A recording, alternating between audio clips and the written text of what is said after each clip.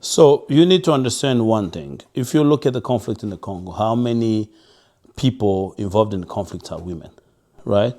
So those that are driving conflict are not women. Women are victims of the conflict. And this is something that we need to look at closely. You know, most leaders from rebel groups to armed groups to movements to government is usually men, male people involved in these conflicts.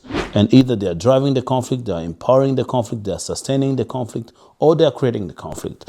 Now, I think it's time to start turning that around and thinking about how women can bring about change, because they're the biggest victim of war. Actually, the biggest victims of this conflict in the Congo, for example, is women and young children and young girls, right? Women are being raped. Every 48 minutes, a woman is raped in the Congo, you know. Now, every hour or so, a young girl or young child is being raped in the Congo.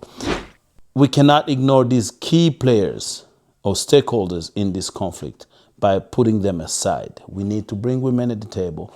We need to make sure that women are the ones discussing the issues in the Congo and are making decisions as well, because they are the biggest victim of the conflict.